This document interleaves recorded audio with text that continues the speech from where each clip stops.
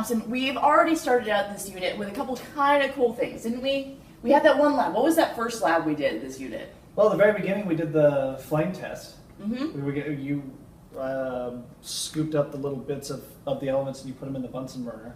That was pretty cool. So what did we see in that one? Every time you put a different element, it changed color. So we got a different color for each element. That was really cool. I like that one a lot. And then we did another lab where we looked at light again. What was that one?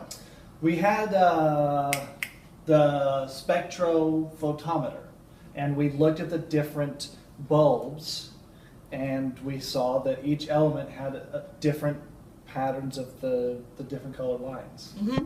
And so actually, if we take the flame test lab and we looked at it through the spectroscopes like we did on the spectrum tube, you would have seen the same thing. You get those nice, pretty lines. Where did those lines come from? We don't know, do we? I sure don't. Okay, so we know that we get various different colors with different elements, and we know we get very specific lines, and there's a couple reasons for that. What did those two labs have in common? What do we have to do to get the colors? Well, we were putting in something like, I guess, like energy. Yeah, we're putting in energy. Use the flame for the flame test lab, it heats things up. Use electricity for the spectrum tubes, and what those are doing is they're putting energy into our electrons. And so we put our energy into our electrons, they get excited. And when electrons get excited, they jump. And so we have our nucleus of our atom in the middle, and we have electron in an orbital. And so we put energy in. When we put energy in, our electron jumps up to a higher energy level. Hey guys, you see how Miss Copeland's drawing a bunch of stuff up here? You're going to want to draw that too and write a quick brief statement describing what's going on there. So you might need to pause the video now in order to do that. So go ahead, hit pause. So that electron is now at a higher energy level. Do we think it could just stay at the higher energy level? Well, I know when I get excited, eventually I lose all of that energy and I have to crash. So there's only so long you can stay really, really excited before you have to crash. And so our electron's down here. And at some point in time, it can't keep that energy up anymore, and it falls back down. And when it falls back down, it gives off energy in the form of light. Well, we say light, but it's really electromagnetic radiation, and we'll talk about that more in a bit. It doesn't always have to be light we can see. I'm going to tell you the same thing I told you last time. Pause the video now, draw this picture, and write a quick statement describing it. But think back to when we had our spectrum tubes. Did you see light of all the colors of the rainbow? Only with the one like the regular light bulb. When we were looking at the different elements, we saw different colors, but they were in just one or two lines. We didn't get a nice rainbow. Right. And you should remember from back in middle school that light has different energy based on its color. And so you can only, if you only get very specific colors, it's because you can only get very specific energies. Atoms, with where their electrons go, are a lot like a ladder. Okay. So we've got our ladder here. So go to the first level of this ladder. So that is a very specific quantity of energy you have to put in to get there. Yeah. Go to the second level of the ladder. Okay? Now, go back down to level 1.5 on this ladder. I don't think I can. Right. Electrons are like you on this ladder. There's only specific spots they can be. You can safely be on the first level, you can safely be on the second level, you can't be on level 1.5.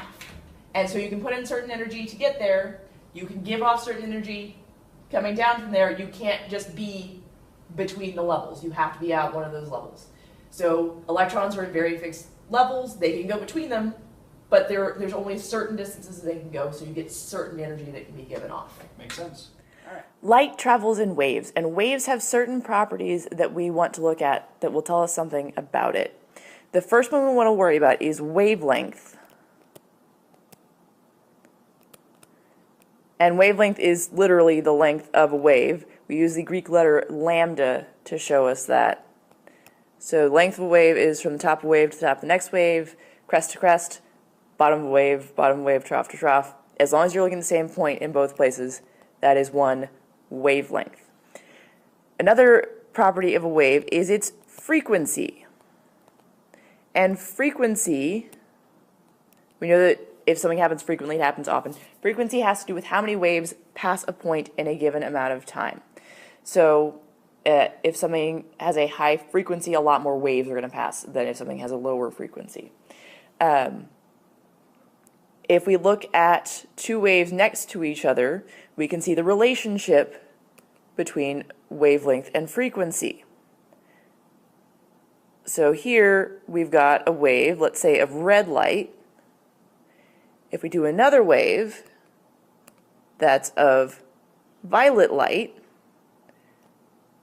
that wave is going to have a lot shorter wavelength. And if we've got a shorter wavelength, it's going to have a much higher frequency because all light travels at the same speed. So our wavelengths are going to affect our frequency. The longer wavelength we have, the lower our frequency. Another thing that is related to both wavelength and frequency is the energy of our waves. So if we look at the electromagnetic spectrum, which is here, we have this whole range of light. We're used to just looking at our visible light here in the middle. That's what we're used to thinking about. But light actually is part of a spectrum of electromagnetic radiation. These are all things that travel in waves and have similar properties. If you go over here to our radio waves, this is what you use when we're listening to the radio, or actually when you're watching TV. So radio waves are really long wavelengths, so they're a lot lower frequency. They also have a lot lower energy. They don't, we'll talk more about it when we're talking about the math on this, but energy is a lot lower when we've got long wavelengths and a lot higher when we've got short wavelengths. So radio over here, not going to do much to anybody. Gamma rays over here, gamma rays are really dangerous. The gamma rays are what made the Hulk. These have a lot of energy because they have very short wavelengths and very high frequencies.